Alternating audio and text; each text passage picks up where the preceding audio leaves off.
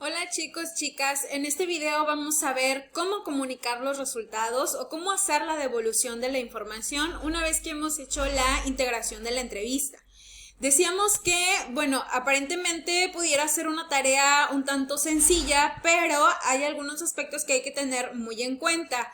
En primer lugar, bueno, tener en mente, tener en cuenta que de alguna manera lo que le digamos a nuestros pacientes o lo que le comuniquemos a nuestros pacientes va a estar determinado por la capacidad del paciente para comprender, ¿no?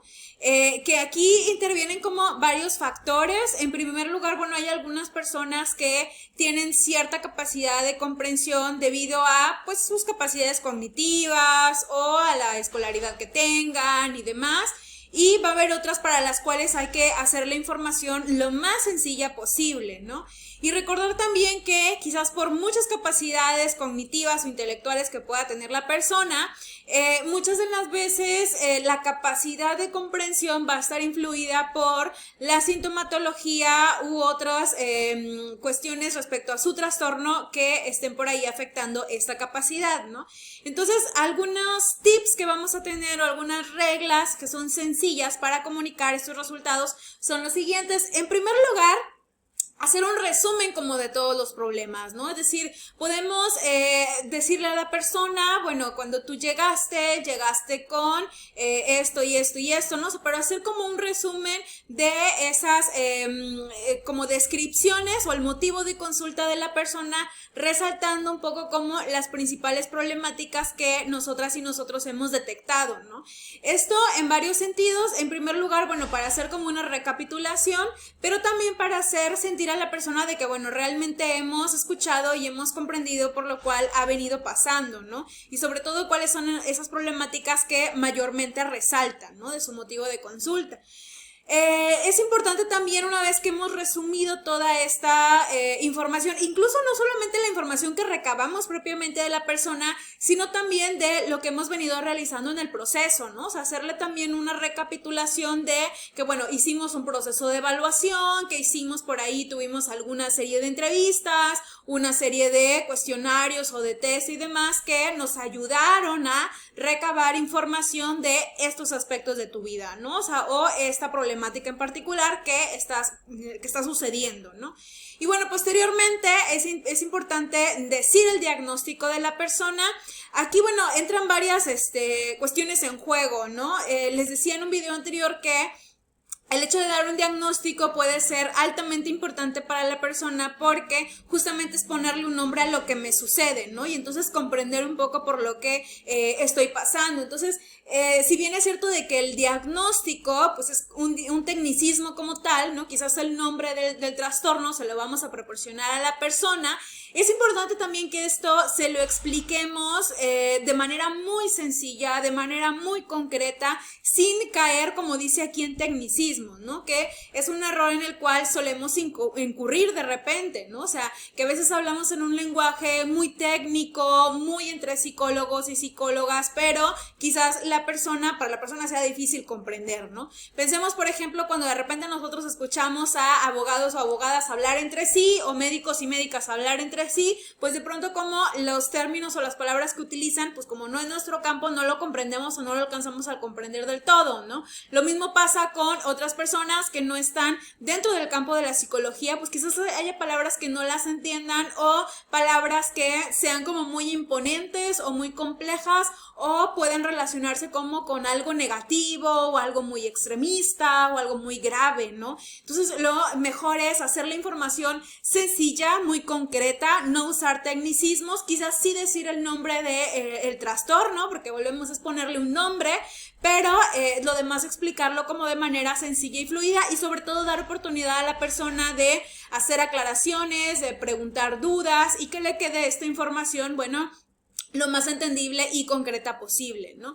Y en ese sentido vale la pena también pedir una retroalimentación a la persona, es decir, si ya hemos hecho un resumen acerca de tanto lo que recabamos, la información que recabamos, como del proceso, como de las conductas, problema que hemos detectado, pues es importante también pedir retroalimentación al paciente, ¿no? O sea, hacerle saber que, bueno, nosotras y nosotros hemos detectado esto, que esto probablemente está aquejándole y que, bueno, le produce ciertos síntomas, pero pedirles también a ellos y ellas que nos digan si creen que estamos en lo correcto o que creen ellos que pudiera ser causante de, o no sé, pero pedir como opinión o su propia perspectiva, ¿no? O sea, porque justamente nosotros quizás podemos hacer ciertas hipótesis, podemos conectar cierta información y demás, pero no quiere decir que estemos del todo correctos, ¿no? Y 100%. Entonces, volvemos con lo que decíamos en videos anteriores, que esto se trata de un trabajo colaborativo, ¿no? En donde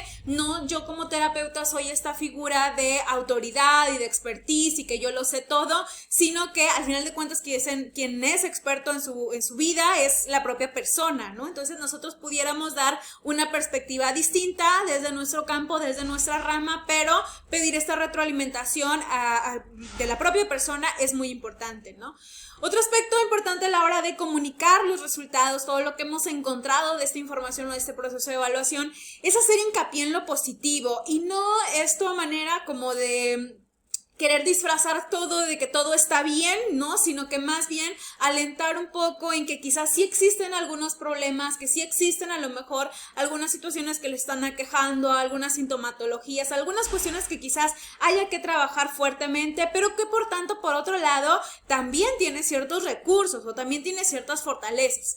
De hecho, desde la terapia cognitivo-conductual, a la hora de comunicar los resultados de la persona, no solamente comunicamos, hacemos algo que se llama mapa clínico de patogénesis, que ustedes también lo van a ver más adelante en otra materia, y dentro de esta devolución que se hace a la persona de la información, no solamente se le devuelve o se le comunican los resultados en función de la problemática, sino que también hacemos algo que es mapa clínico de fortalezas, ¿no? O sea, que es hacerle ver justamente aquellos recursos o aquellas estrategias de afrontamiento con los que la persona cuenta para, pues, afrontar el problema y, bueno, llevar a cabo su tratamiento y, por tanto, conducirse a una mayor mejoría, ¿no?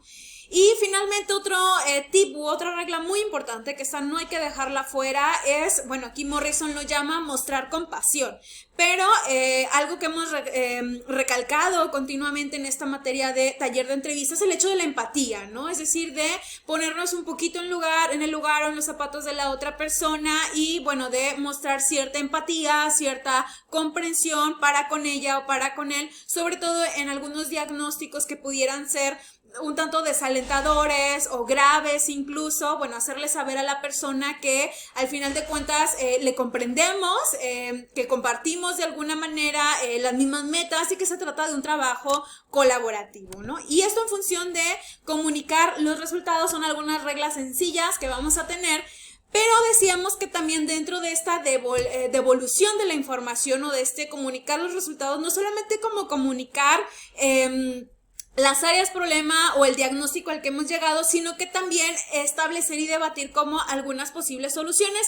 En este caso entraría el plan de tratamiento, que esto ya lo habíamos tocado en un video anterior, que el plan de tratamiento debe estar diseñado y estructurado en un esfuerzo colaborativo entre paciente y terapeuta, ¿no? Si bien es cierto que nosotras y nosotros como clínicos y como expertos, bueno, tenemos ciertas herramientas como para proponer un plan de tratamiento determinado para establecer ciertos objetivos terapéuticos, pues al final de cuentas también es la persona quien en conjunto, bueno, vamos a acordar qué objetivos trabajar y la temporalidad incluso del tratamiento y algunas otras cuestiones u otras necesidades que puedan surgir de la misma paciente o del mismo paciente, ¿no?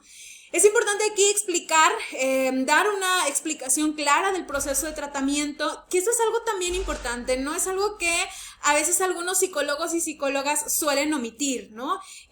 Saben que van con el psicólogo, que van con la psicóloga, pero no saben cuánto va a durar el tratamiento, por ejemplo, ¿no? Entonces es importante darle esta seguridad a la persona de que quizás vamos a llevarnos, no sé, de 15 a 20 sesiones o de 8 a 10 sesiones, dependiendo, hacerle ver cómo van a ir evolucionando en función, pues justo de la evolución que vaya teniendo el paciente, alertar en caso de que lo existiera algunos posibles peligros. Cuando comunicamos los resultados también, y esto se hace no para alertar a la persona o no para infundirle miedo, pero sí es importante resaltar un poco de que, bueno, estas son las problemáticas o el diagnóstico o el trastorno que quizás tienes, y que si no se da atención oportuna, bueno, quizás esto más adelante pueda agravarse, ¿no? Pueda desencadenarse en algo un poco más grave. Entonces es importante hacerle saber esto justamente para que la persona se movilice en, bueno, llevar a cabo su tratamiento, ¿no? Igualmente hacerle ver cuáles son algunas de las opciones aceptables para llevar a cabo su tratamiento y, bueno, también ser honestos y honestas para con la persona, ¿no? O sea, por ejemplo, sobre todo en aquellos trastornos que son crónicos y que ya son permanentes, pues no hacerle falsas promesas de que se le va a quitar, ¿no? O de que de un día para otro ya va a estar bien, porque a veces caemos en estas falsas promesas, sino que más bien ser honestos y honestas, ¿no? En las probabilidades de éxito que podamos tener. Y bueno, cuando elaboremos juntos el plan de tratamiento hay que considerar varios puntos. De entrada, discutir las opciones. Recordemos que al ser un trabajo colaborativo, nosotras y nosotros pudiéramos brindarle a la persona algunas opciones, pero al final de cuentas es la persona quien decide, ¿no?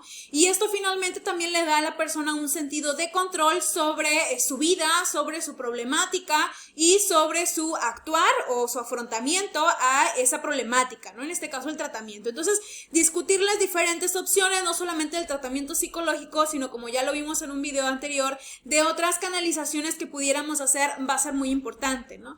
Mencionar también los inconvenientes que pudiera haber del tratamiento o de otros tratamientos coadyuvantes, estar en favor de una opción, y esto no como tratando como de persuadir a la persona, sino que al final de cuentas como clínicos y clínicas, pues nosotras tendremos ciertas competencias y capacidades para tratar como de visualizar o vislumbrar cuál es el mejor tratamiento de acuerdo a la sintomatología y las características del padecimiento de la persona. Entonces, si bien pareciera que le vamos a mostrar a la persona una serie de opciones para dar tratamiento, para dar atención a su problemática, pues es importante que nos mantengamos como en favor de la opción que nosotras y nosotros desde nuestra postura consideramos como la más viable o la mejor, ¿no?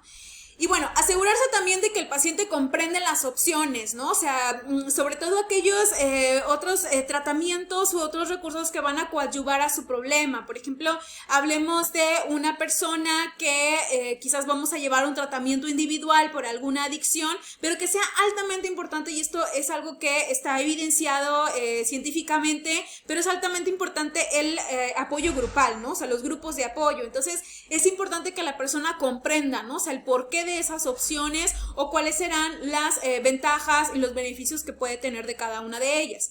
Y finalmente lo que les comentaba hace ratito, que es muy importante, no hacer falsas promesas, ¿no? Evitar hacer promesas más allá del compromiso de hacer todo lo posible para ayudar.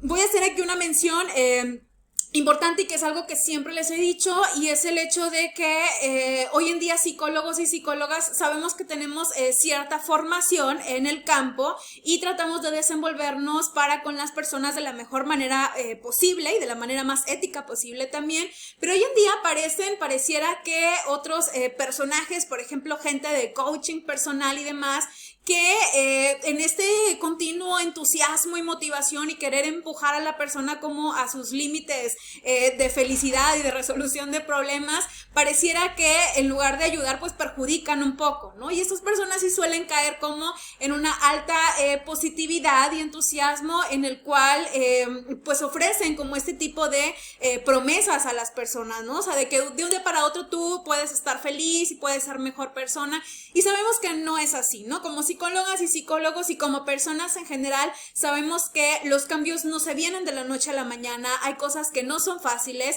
y eso también hay que hacérselo saber a la persona, ¿no? O sea, de que quizás el camino de recuperación, el camino de mejoría no va a ser algo quizás tan fácil, que quizás vaya a haber algunos obstáculos o baches en el camino, pero que justamente el plan de tratamiento es para eso, ¿no? O sea, para trabajar sobre eso y sobre la mejoría personal de la persona. Y justamente en el siguiente video vamos a hablar sobre esto, cómo motivar a la persona, no desde este punto como de demasiada entusiasmo y motivación y demás, sino desde una postura un poco más congruente, más sana, y bueno, lo veremos en el siguiente video.